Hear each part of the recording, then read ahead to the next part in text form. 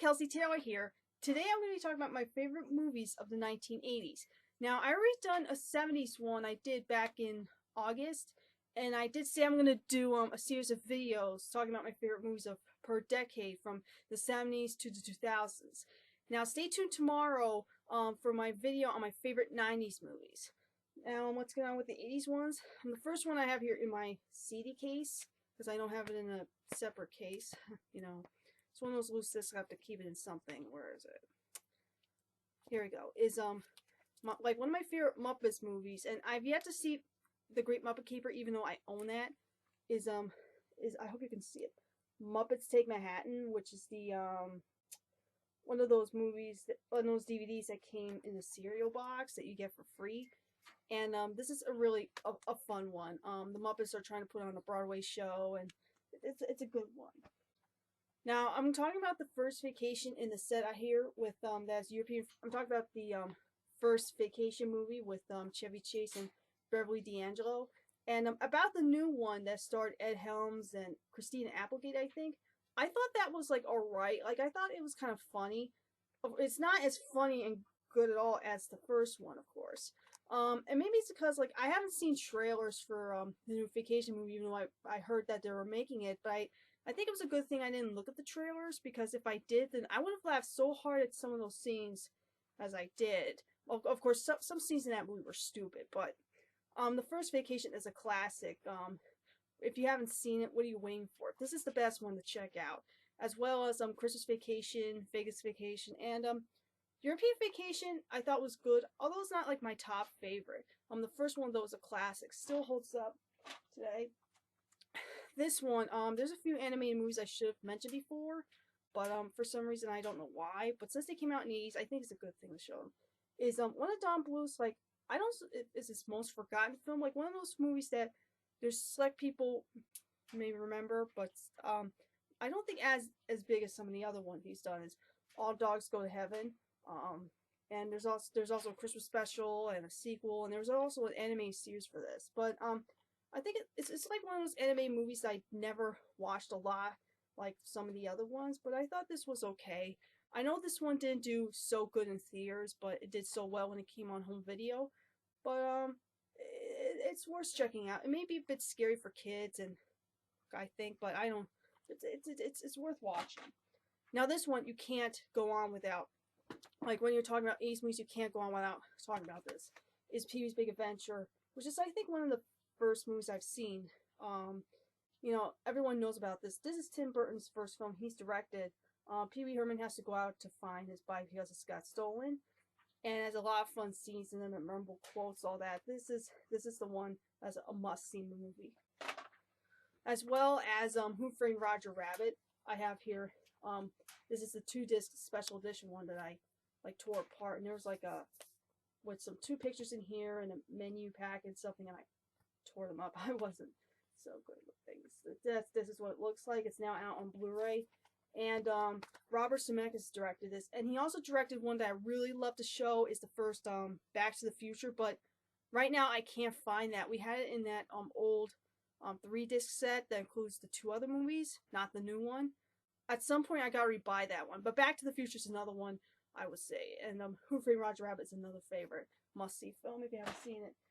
Great 2D animation mixed in with live action. Nowadays it's just, you know, the same stuff we see over and over again with CGI. You know, it's just, I mean, that stuff's really time consuming, but like nowadays you can do it on the internet so cheap, but like the way they were doing it was really impressive.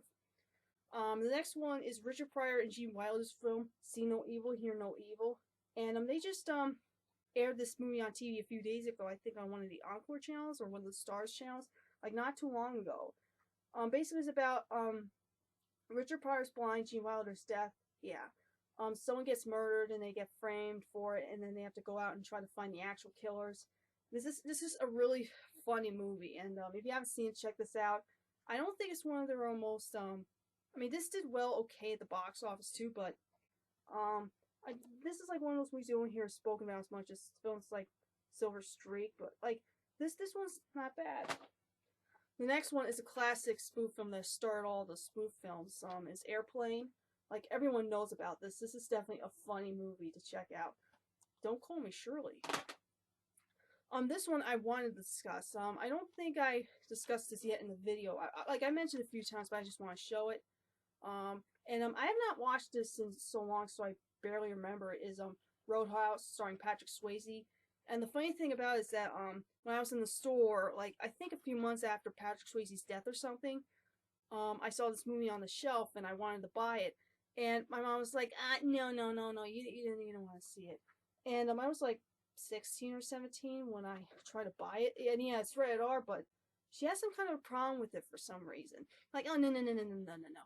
And I think, like, really later I just got this, and it's a really, really fun movie. Really gruesome, but still funny. And Sam Elliott's in there, too. The next one is my favorite Ernest movie. It's Ernest Goes to Camp. I talked about a few times before. I think this is the best Ernest one that came out in the 80s. Like, Ernest Saves Christmas is not my all-time favorite, but I thought it was good. This is the best one. You should also check out Ernest Scared Stupid, and, like, those always were my two top favorite Ernest films ever. And this one is another, Disney favorite, that is awesome, that I don't hear people discuss about as much. But if you haven't seen The Great Mouse Detective, check this out. It's really awesome. It's kind of like the animated version of Sherlock Holmes, except done with mice. Check this one out if you haven't seen it. Now this one I just forgot to pick up, but I decided just get up and pick it up because it was right in my closet on my DVD shelf. I forgot to pick up the Brave Little Toaster, which is another one that you haven't seen. Check this out. It's kind of like a weird premise. Four house appliances go out to find their owner and such. It's just but it's just so good, like it may be a bit scary to your kids, but like show them this one. It's really good. The next one is The Fox and the Hound. The first one, the sequel, it really sucks. The first Fox and the Hound, everyone knows about this. I talked about this before. You see me include clips of it in my animations and FMCs. Same thing with the second one, but like they're worth to make videos with, not to watch as a movie. The first Fox and the Hound is definitely a must-see film. Classic Disney, like early 80s, like one of the ones that hold up so well. The next one is Cheech and Chong's Nice Dreams, which I was like trying to look at, make sure it came out in the 80s. This came out in 81. And I was going to talk about another Cheech and Chong movie, but I don't know, I just consider it as a favorite. And this was kind of weird. Cheech and Chong go around selling like marijuana weeds and like kind of like ice creams in disguise of ice cream to get money to go on a vacation. I think that's all I can remember. This one again, just like with Up in Smoke, like these movies are kind of like really weird humor involved with like marijuana and things like that. It's just so weird. It's definitely one of those movies you have to be like an adult to watch. It's just I wouldn't see kids watching them. It's just they're so adult. Like I don't remember if there's any nudity in it, but not a whole lot of nudity, just drug references all throughout. Next one I talked about before is Moonstruck, starring Cher and Nicolas Cage, and this is one of a very good movie. Cher meets Nicolas Cage and then he falls in love, and she's planning to get married soon. This is definitely another one that you guys should see. Next one is E.T. Extraterrestrial, which I don't think I talked about this before. I have this in a 2-disc set here that has, this is the 20th anniversary edition. That has all of those changes. The most controversial of all is when they changed the guns into the walkie-talkies. And this one has actually the original cut. It has a booklet in here. One of the few DVDs I never messed up. And the film's now out on Blu-ray, like the original version, not the other ones. So this is definitely a classic film you should check out. It's really good. Next one is another underrated animated film. It's Don Bluth's The Secret of Nim. And they're doing a remake to this that I don't even know if it can hold a candle to the original. Some like remakes don't work, they're just okay, but who knows what it's gonna be like. But this is definitely another like great animated movie you should check out. The animation is really good in this, really eye-peeling. Another must-see movie is Lean on Me with Morgan Freeman. It's based on a true story. It's directed by the same guy who did the first Rocky and The Karate Kid. I talked about this before. Like some of these I talked about, and a few of these I haven't. But this is definitely a must-see film as well. The next one is Short Circuit, which I don't think I've discussed yet. Yeah, no, I haven't. Basically, it's about this trying to remember. It's another one I haven't watched in a while. This robot gets electrocuted and gets a personality and stuff. It has Ali Sheedy and Steve Guttenberg in it. Who else is in there? Like, I don't know the name of that Mexican guy in this film or whatever he is. But this is another one that it's definitely like a guilty pleasure movie, you know. And there's also sequels that I've yet to see, but this is another one I would recommend. Now this one is another one that I was like wondering, like, should I talk about this? And it's another anime movie I wish I discussed like sooner. Is Oliver and Company, which is kind of like the modern, came out in 1988. It's like modern twist on Oliver Twist the story. Kind of weird how I said it, with animals. And of course it got that Billy Joel song that'll get stuck in your head. And if I really want to sing it, I'm not going to. You know, it gets stuck in your head forever. It's just a catchy song. And this one I kind of liked. At the same time, there's some parts that don't hold up me as well, but I think this one's okay. You know, it's not bad. It's worth seeing if you're an animal lover and like Disney. It's kind of like one of those movies just made for money, but like nowadays it's just okay. I don't have that much more to say. Now this one is my favorite Tom Hanks movie next to Forrest Gump, and it's big. It's just a classic good film, heartwarming and stuff, and the guy who plays I think Boss in this, or he played in the scene where they were dancing piano in that toy store, he just passed away. But this is definitely a fun movie to check out, like one of the best comedies. Now this one I'm glad to have back in my collection. And this one I really want to talk about is Revenge of the Nerds. This is a funny movie. I remember seeing this when I was like, I think 16. This was right after that one Family Guy episode aired where they did a parody of the scene at the like one of their show concerts at the carnival. My mom got me to watch this movie, and I don't think I've seen all the sequels, like not all the way through. I gotta watch the first one again. But everyone knows about this. There's a bunch of nerds who get mistreated at a college, and I think everyone knows about this. I mean, if you haven't seen Revenge of the Nerds, this is definitely a must-see film.